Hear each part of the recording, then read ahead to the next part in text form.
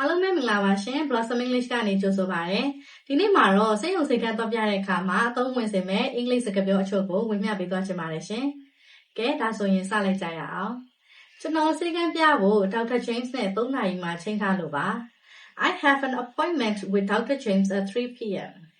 I have an appointment with Dr. James at 3 p.m. ကျွန်တော်ခေါင်းကိုက်နေလို့ပါ I've got a headache. I've got a headache.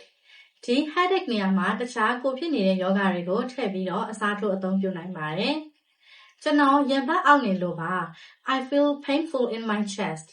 I feel painful in my chest. အစားချင်စိတ်မရှိဘူးဖြစ်နေတယ် I have no appetite. I have no appetite. ကျွန်တော်နေမကောင်းဖြစ်နေတာ2ရက်ရှိပြီ I've been feeling sick for 2 days. I've been feeling sick for 2 days. ဒီဟာစိုးရိမ်ဖို့လိုသလား Do I need to be worried about this condition? Do I need to be worried about this condition?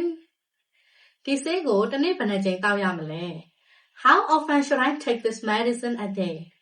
How often should I take this medicine a day?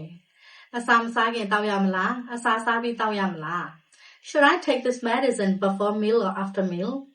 Should I take this medicine before meal or after meal?